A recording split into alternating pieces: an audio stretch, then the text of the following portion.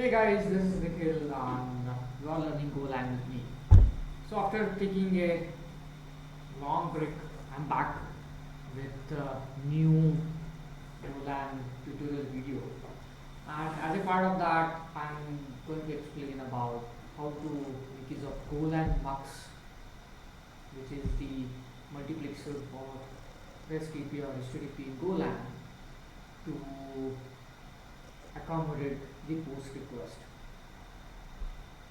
So I've been working on this JSON web token, and as a part of that, I was just planning to have the JSON demo or JSON web token demo, and then I just recall that I promised to have one video or one tutorial only on the post API, how to handle the post APIs in the GoMUX especially, and that's why I just decided to come up with this particular tutorial video.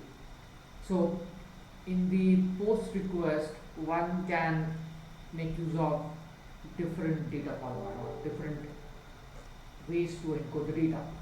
For example, if you go to the postman, then you will see that you have the post request, you have the URL, and as a part of that, you can use the different ways to provide your post data. So generally the post request is used to create something new, right? That's the use of the post request. I hope that you are aware of the different HTTP request or HTTP request methods, GET, post, batch, delete, and so on. So as a part of the post, either you can use the raw, in which you have the different ways to encode the data. Generally, it is application JSON that is being used nowadays. Most of the APIs use JSON for both to accept the data and to send the response. If it is internal use, then you can also go for the binary. But most of the APIs, which are the public APIs, they make use of the JSON standard, and the content type is application JSON. Then there is another category of the APIs that makes use of the URL encoded method, in which the same data is being encoded into different view altogether. Generally, that is known as the key value pair. So whatever data you want to upload or want to post, that data will be encoded in the form of the key value, and that's the method in which you have the form URL encoded method. So as a part of this session, I'm going to talk about both of them. I have different ways to handle these particular approaches in the MUX post handler API. So I believe that if you go back to my previous sessions, you will be able to figure out how to create the HTTP server or how to have the REST APIs in Golang, and I will not be spending time now to focus on that part. I'll be directly going to the post method. So I'm using the GoMUX. I'm creating a new router, and you can see that I have three different handlers. These three different handlers are sign up handler V1, sign up handler V2, sign up handler V3. Now this is in association with the work that I'm doing. So that's why these are the relevant APIs and relevant to my JSON web token demo. But I'll be uploading this to GitHub, and I will keep this code as it is. So now, why different handlers? Now the reason because of which this decision has been taken lies into the fact that there are different ways to treat and to transform your HTTP request. So as a part of the handler method signature, you have the response writer and you have the HTTP request.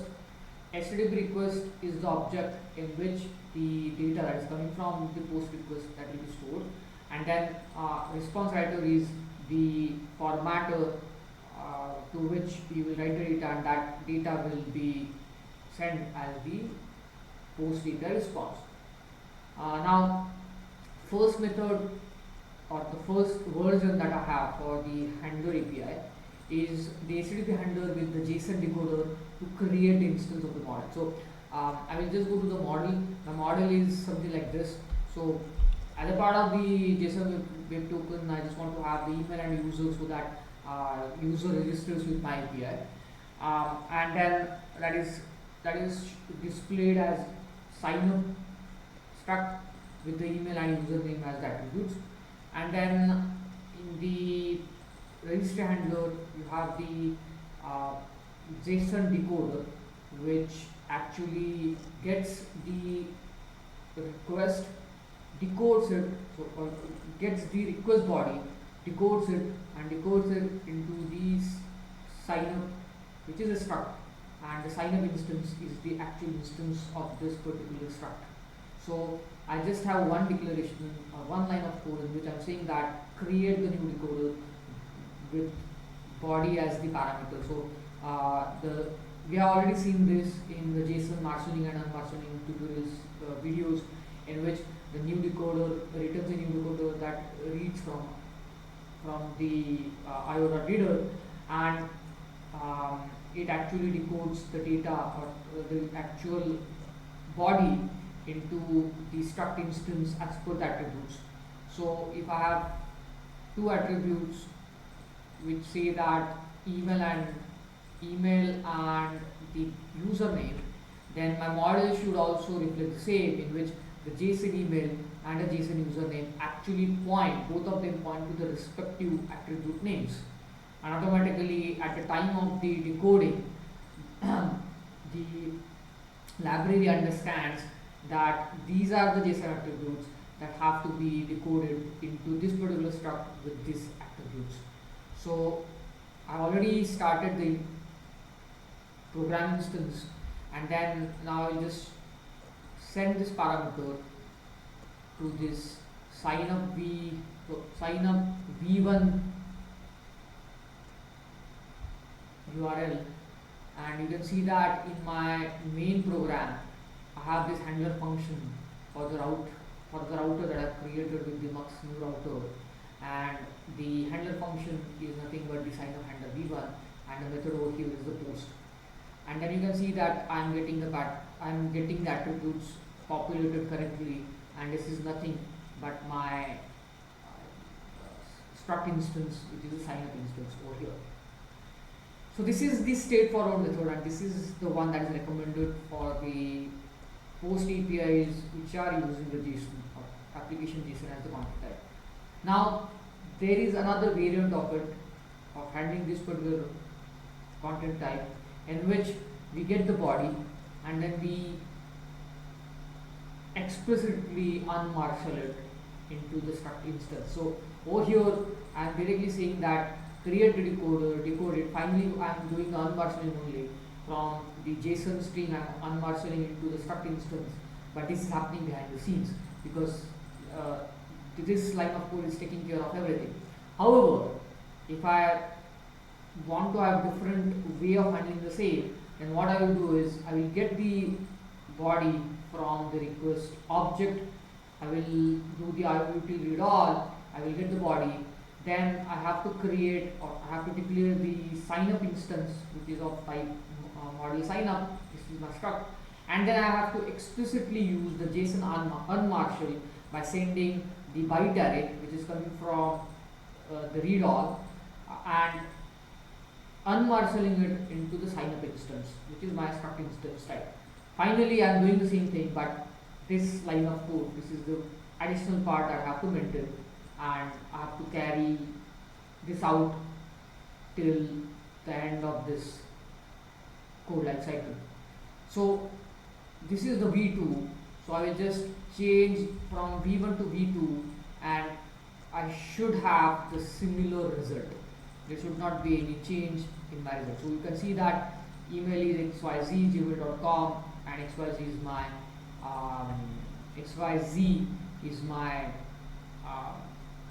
username. So I don't have the explicit declaration over here, so I will say that okay, this is v2, this is v2, and that's how I can differentiate in between the v1 and v2, or I can just say that v2 is in row, v1 is in row, and something like that. But anyway, It's something that is very intuitive and nothing to do with the tutorial session, the effect of the tutorial session.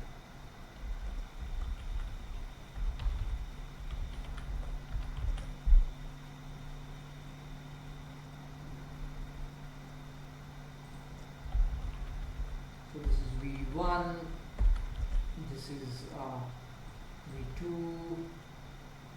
and this is V3. Just want to rectify this. Okay.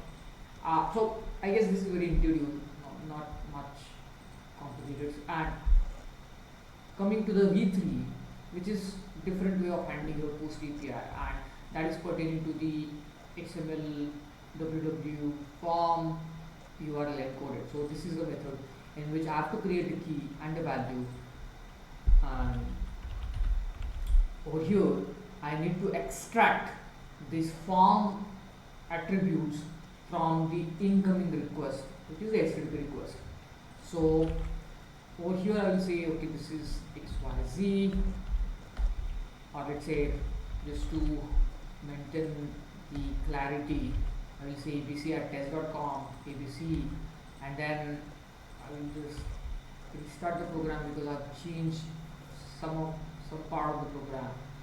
And now I need to have email v3, username v3, and over here I need to change from v2 to v3.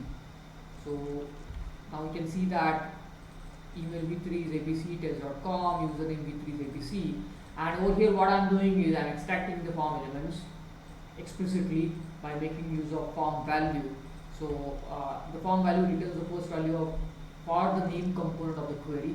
Post and put body parameters take precedence over URL query string values. Form value calls parse multi-part form and parse form if necessary and ignores any errors returned by these functions. If key is not present, form value returns the empty string. To access multiple values of the same key, call parse form and then inspect request.form directly. So this is very straightforward, as I'm extracting the form elements or form attributes. So extract and store the form attributes into variables, and then use these variables to instantiate. So now you can instantiate the sign up struct instance by explicitly making use of the username variable and the email variable into the attributes.